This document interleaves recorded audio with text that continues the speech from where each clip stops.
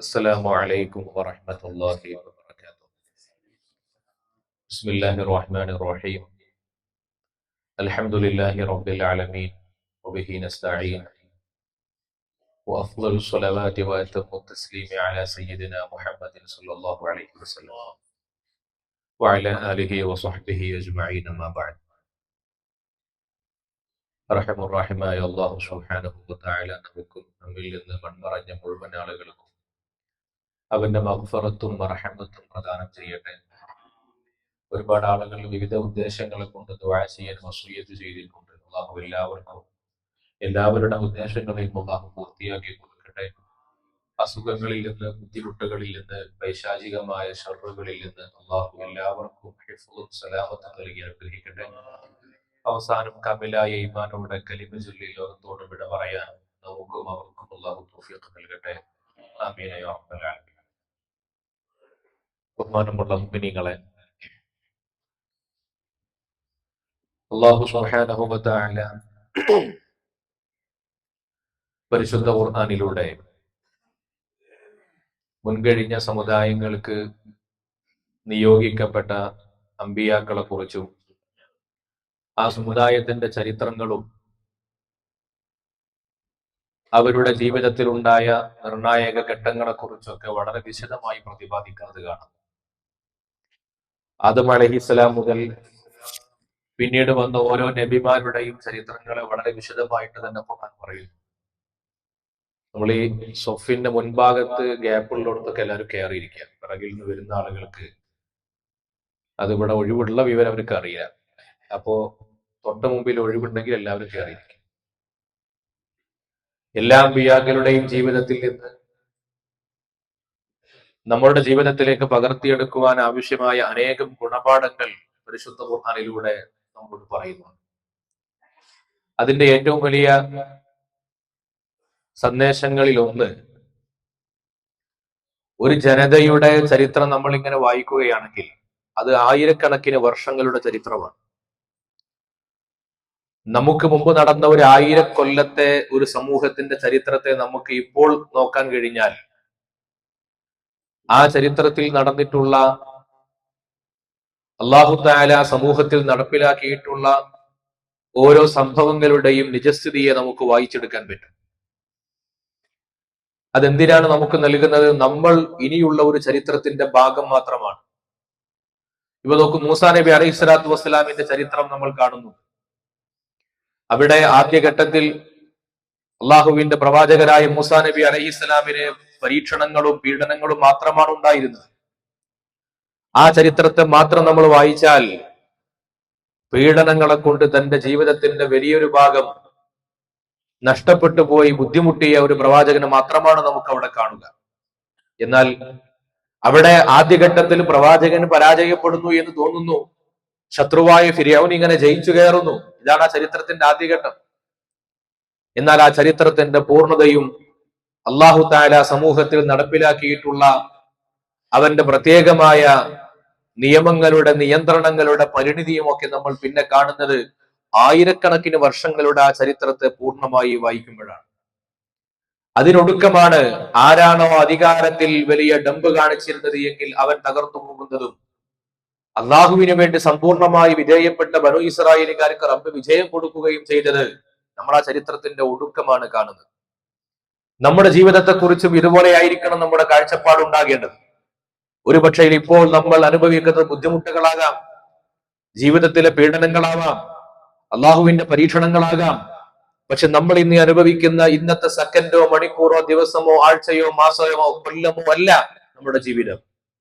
ഈ ജീവിതം ഇതിനെ ഒരു തുടക്കവും ഒടുക്കവും, ഇതൊരു സമ്പൂർണമായ പ്രക്രിയയുടെ ഭാഗമാണ്.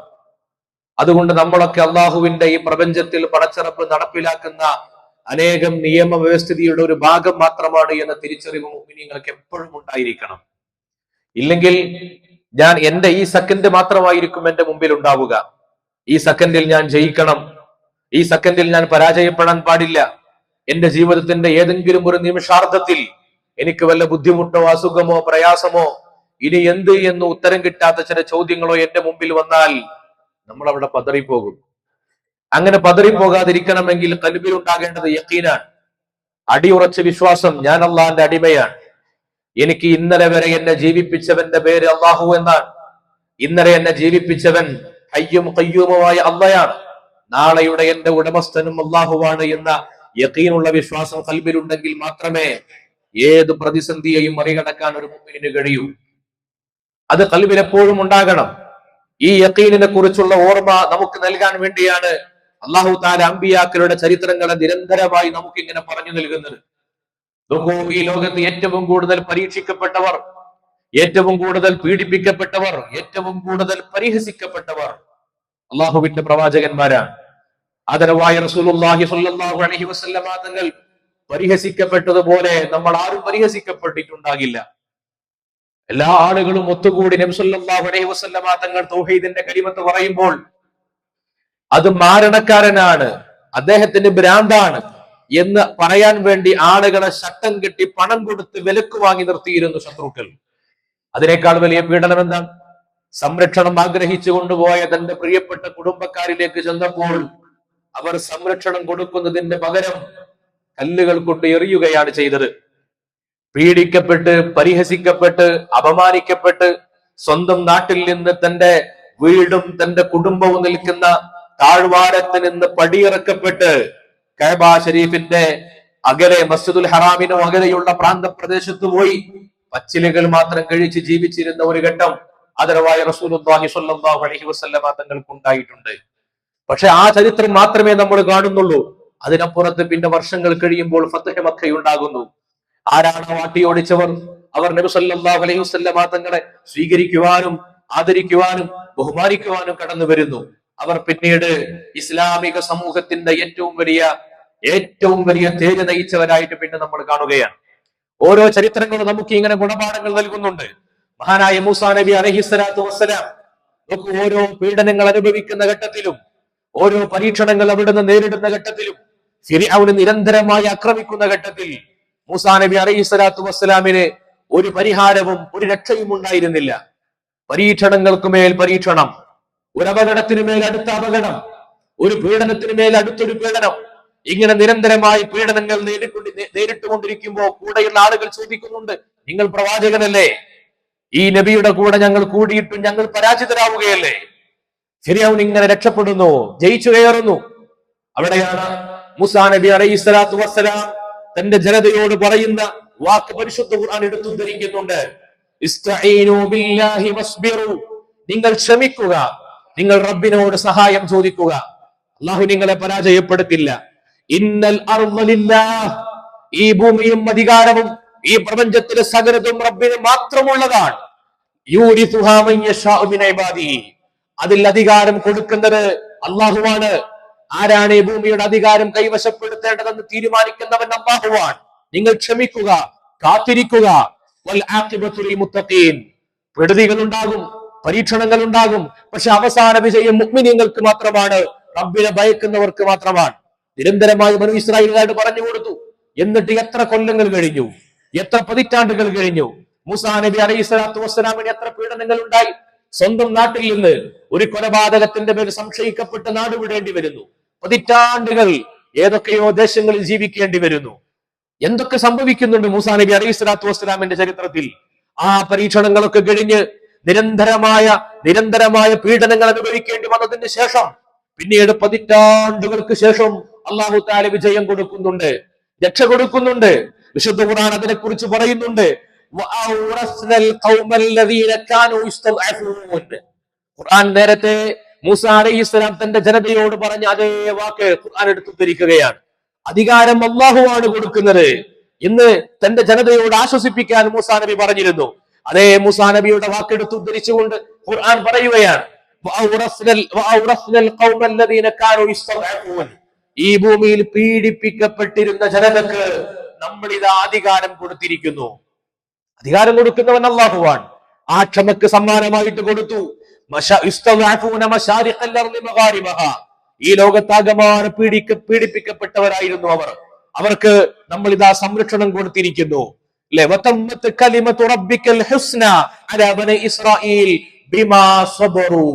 അവർക്ക് നമ്മളിൽ നിന്ന് ഈ ഗുണവും രക്ഷയും ബറക്കത്തും കിട്ടിയത് അവരുടെ പരീക്ഷണങ്ങളിൽ ക്ഷമിച്ചു എന്നതുകൊണ്ട് മാത്രമാണ്. അള്ളാഹുവിനെ കുറിച്ചുള്ള ഹുസ്നുൽ ദന്ന് മുഅ്മിനീങ്ങൾക്കുണ്ടാകണം, ഹുസ്നുൽ ദന്ന് ഉണ്ടാകണം. കാരണം അധികാരിയെ നിയമിക്കുന്നവൻ അല്ലാഹുവാണ്, പരാജയപ്പെടുത്തുന്നവൻ അല്ലാഹുവാണ്. ഈ ഭൂമിയിൽ ളാലിമീങ്ങൾക്ക് അധിക നാൾ വാഴാൻ കഴിയില്ല. ഫിർഔനിന്റെ പാഠങ്ങൾ നമ്മുടെ മുമ്പിൽ ഉണ്ടല്ലോ. വിശുദ്ധ ഖുർആൻ എന്നിട്ട് പറയുന്നു, വദമ്മർനാ മാ കാന യസ്നഉ ഫിർഔന വഖൗമുഹു വമാ കാനൂ യഅരിശൂൻ. ഫിർഔനിന്റെയും അദ്ദേഹത്തിന്റെ അനുയായികളുടെയും എല്ലാ കുതന്ത്രങ്ങളെയും നമ്മൾ പരാജയപ്പെടുത്തി കളഞ്ഞു എന്ന്. ഓരോ പ്രവാചകന്മാരുടെ ചരിത്രം നമുക്ക് നൽകുന്ന പാഠം, അവർ അനുഭവിച്ച പീഡനങ്ങൾക്ക് അവർ ക്ഷമിച്ചപ്പോൾ, സഹിച്ചപ്പോൾ, റബ്ബിൽ പൂർണ്ണ വിശ്വാസത്തോടെ ജീവിച്ചപ്പോൾ അവർക്ക് അപ്രതീക്ഷിതമായ വിജയങ്ങളെ റബ്ബ് കൊടുക്കുകയാണ്. മഹാനായ നൂഹ് നബി അലൈഹി സ്വലാത്തു വസ്സലാം, നൂഹ് നബി വലിയ തരിശായ മഴയോ വെള്ളമോ കടലോ പുഴയോ ഒന്നുമില്ലാത്ത ഒരു മണ്ണിലാണ് മഹാനായ നൂഹ് നബി അലൈഹി സ്വലാത്തു വസ്സലാം ഒരു കപ്പൽ ഉണ്ടാക്കുന്നത്.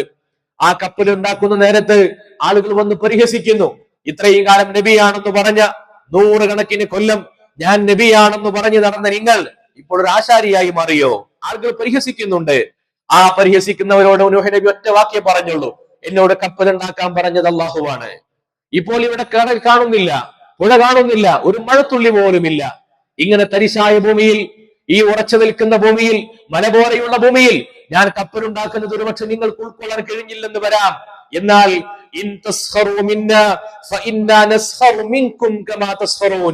നിങ്ങളിപ്പോ എന്നെ പരിഹസിക്കുകയാണെങ്കിൽ ഇതുപോലെ ഒരു പരിഹാസം ഞങ്ങളിൽ നിന്ന് നിങ്ങൾ അനുഭവിക്കുന്ന ഒരു നാട് വരാനുണ്ട്. കാരണം എന്നോട് ഇത് പറഞ്ഞത് അല്ലാഹുവാണ്.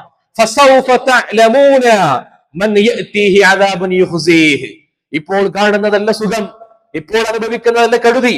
ആർക്കാണ് അദാബ് വരിക എന്നത് നിങ്ങൾ അനുഭവിക്കുക തന്നെ ചെയ്യും. യഖീനോടുകൂടി നൂഹ് നബി അലൈഹി സ്വലാത്തു വസ്സലാം പറയുന്നു. എന്തു സംഭവിക്കുന്നു? ആരാണ് നൂഹ് നബിയോട് കപ്പലുണ്ടാക്കാൻ പറഞ്ഞത്? അതേ അല്ലാഹുവാണ്. ആകാശത്തിൽ നിന്ന് മഴ ഇറക്കിയത്. ആ മഴ പിന്നെ വലിയ തൂഫാനായി മാറി, വെള്ളപ്പൊക്കമായി മാറി. എല്ലാവരും പരാജയപ്പെട്ടു. ഈ കപ്പലിൽ കയറിയവർ മാത്രം രക്ഷപ്പെടുന്നു.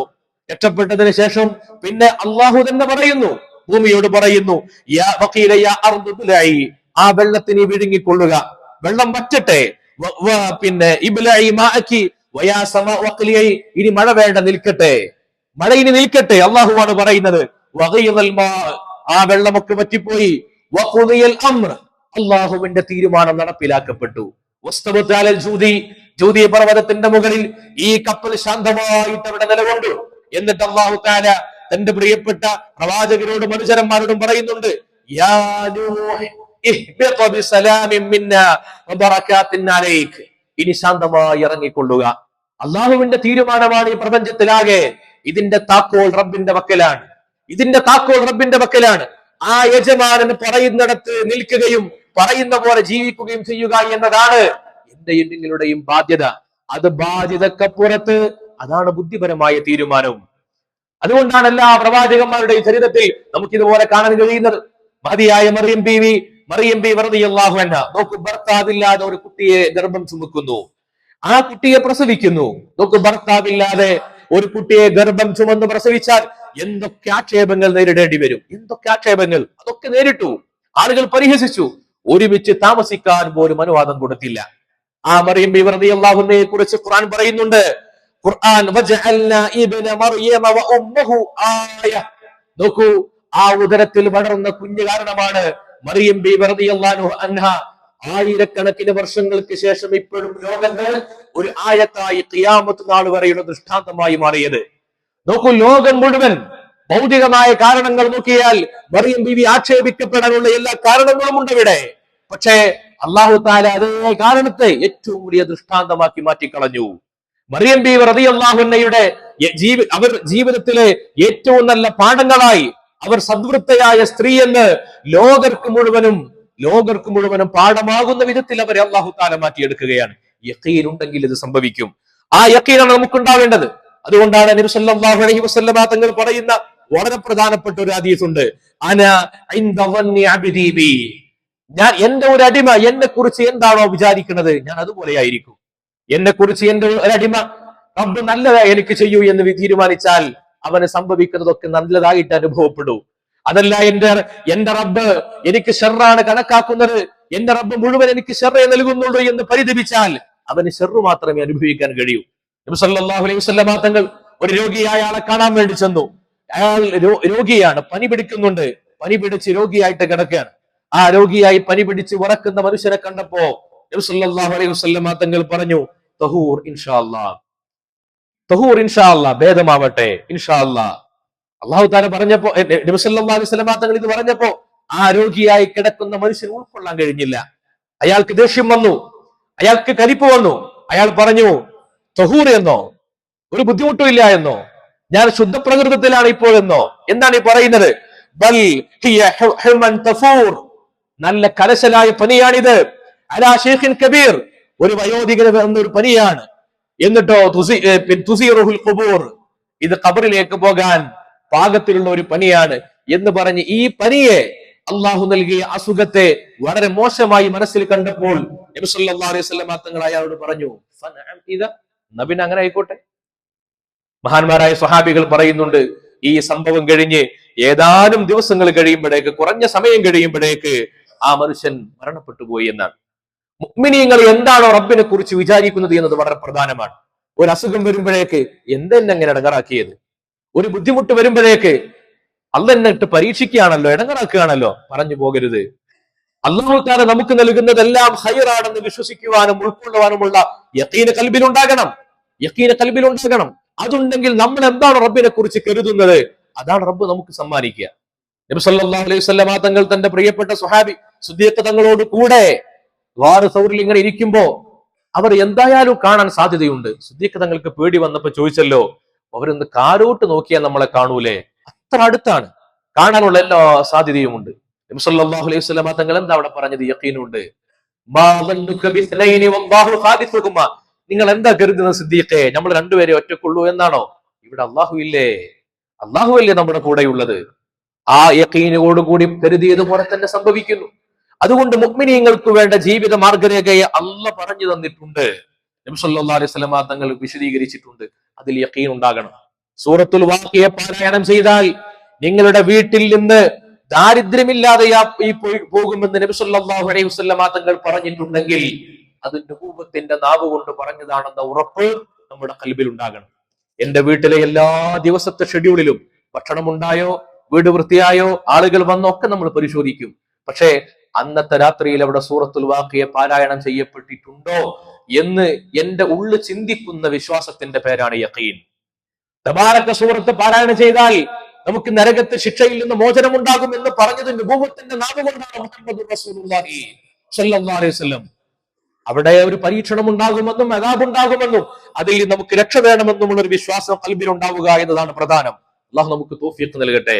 മഹാനായ ഉബയ്യ് ഇബ്നു കഅബ് റളിയല്ലാഹു അൻഹു പറയുന്നുണ്ട്, നബി സല്ലല്ലാഹു അലൈഹി വസല്ലം തങ്ങളോട്, ഞാൻ എന്റെ അമല് മുഴുവനും അങ്ങേക്കുള്ള സ്വലാത്താക്കട്ടെ, അങ്ങയുടെ മേൽ സ്വലാത്ത് ചെല്ലട്ടെ. എന്താ നബി തങ്ങൾ പറഞ്ഞത്? ഇദൻ തുക്ഫാ ഹമ്മുക, നിങ്ങളുടെ മനോവിഷമങ്ങളൊക്കെ ഇല്ലാതെയായി പോകും, ടെൻഷനുകൾ നീങ്ങിപ്പോകും. വയുഗ്ഫറു ലക ദംബുക, നിങ്ങളുടെ ദോഷങ്ങൾ പൊറുക്കപ്പെടുമെന്നാണ്. നോക്കൂ, സ്വലാത്ത് ചൊല്ലിയാൽ എന്റെ ടെൻഷന് മാറുമെന്ന് നബി സല്ലല്ലാഹു അലൈഹി വസല്ലം തങ്ങളാ പറഞ്ഞത്. നമുക്കൊക്കെ ടെൻഷൻ ഉള്ളവരാണ്, മനോവിഷമമുള്ളവരാണ്, ഹുമൂമുകൾ ഉള്ളവരാണ്. ഹുമൂമുകൾ മാറാൻ പാട്ട് കേൾക്കുന്നവർ, യാത്ര പോകുന്നവർ, ഭക്ഷണം കഴിക്കാൻ പോകുന്നവർ, കിടന്നുറങ്ങുന്നവർ എല്ലാം നമ്മൾ ചെയ്യുന്നുണ്ട്. പക്ഷേ ടെൻഷൻ മാറാനുള്ള പരിഹാരം സ്വലാത്തുൻ നബിയ്യ സല്ലല്ലാഹു അലൈഹി വസല്ലം, അത് പറഞ്ഞത് നബൂവത്തിന്റെ നാവ് കൊണ്ടാണ്. ഇതിനെ വിശ്വസിക്കുന്ന ഖൽബ് നമുക്കുണ്ടാകണം. എല്ലായ്പ്പോഴും നമ്മൾ ആഗ്രഹിക്കുന്ന പോലെ ജീവിക്കുന്നവരല്ല, റബ്ബിന്റെ തീരുമാനപ്രകാരം വിധേയപ്പെടേണ്ടവരാണ്. അല്ലാഹു തആല നമുക്ക് അതിന് തൗഫീഖ് നൽകട്ടെ. ഇബാദത്തുകൾ നിർവഹിക്കുന്നത് പൂർണ്ണ യഖീനോടെ നിർവഹിക്കുവാൻ അല്ലാഹു നമുക്ക് എല്ലാവർക്കും തൗഫീഖ് പ്രദാനം ചെയ്യട്ടെ എന്ന് മാത്രം ദുആ ചെയ്യുകയാണ്.